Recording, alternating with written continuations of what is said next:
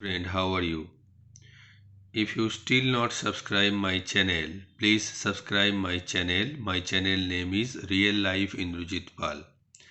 You are getting here the real life video and different engineering topic. So friends, still you are not subscribed and you are not share, please share and subscribe, because if you subscribe my channel, I will get in through to do these types of video for your support and for the informations is concerned. So thank you, friend. Let's start about the discussions of today's, the principle of operation of induction motor.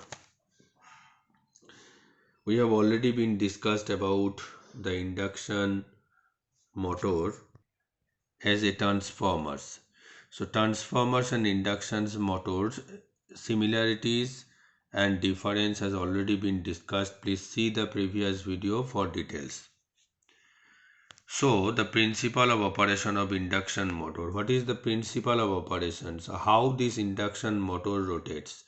This is the main funda and this is the main principles of induction motor.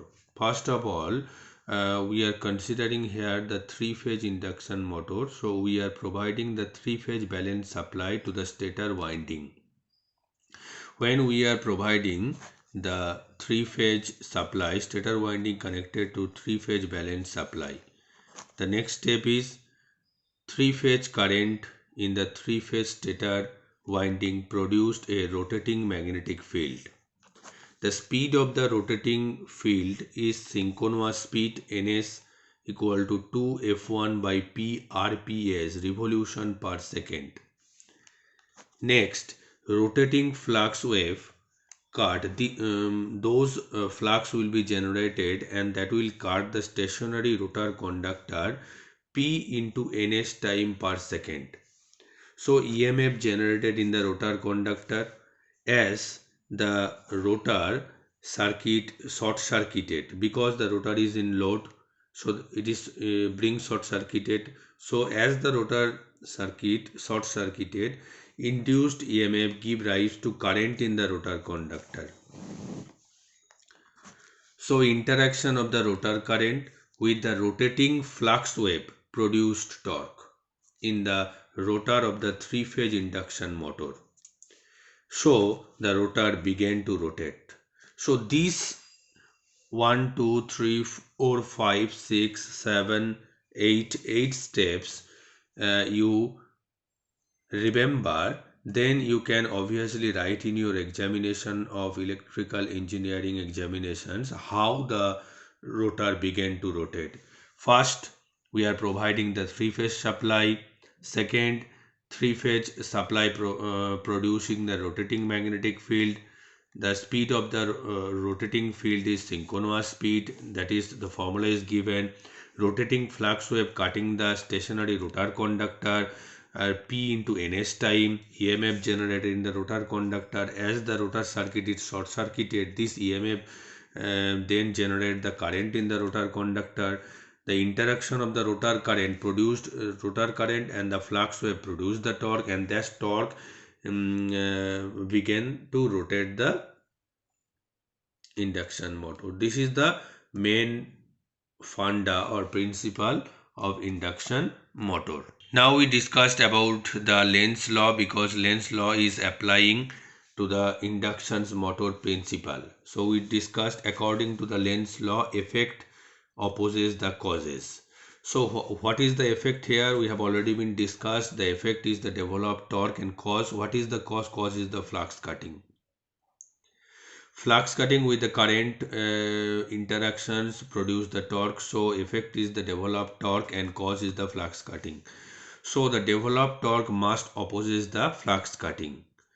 Possible if the developed torque force the rotor to rotate in the direction of rotating field.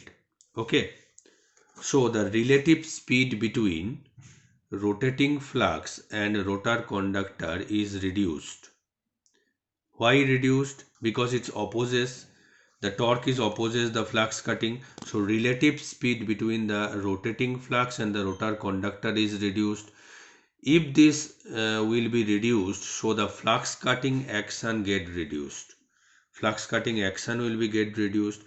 The rotor, if the rotor speed is nr rps revolution per second, so the relative speed will be reduced to ns minus nr. Relative speed was the ns synchronous speed. Here the rotor speed is reduced by nr, so ns minus nr is the relative speed.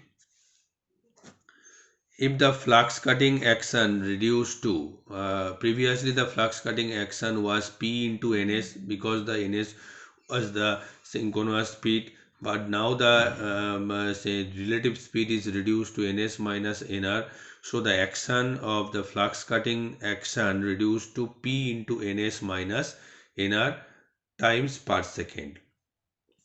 If the flux cutting action is reduced, so the current will be reduced here. If the rotor is assumed to run ns in the direction of rotating field, so no flux cutting, no emf, no current, so no torque will be developed. So we have to remember that if the rotor is assumed to run as ns speed means synchronous speed. So the synchronous speed cannot develop the rotating field, cannot develop the flux cutting, cannot develop the EMF and no current. That means if there is no current, if there is no flux cutting, so no torque will be developed. So the rotor of the three-phase induction motor can never attain synchronous speed. You should remember this. So the rotor of the three-phase induction motor can never attain the synchronous speed. So we discussed about the Lenz law and how the Lenz law is applying to the principles of the inductions motor.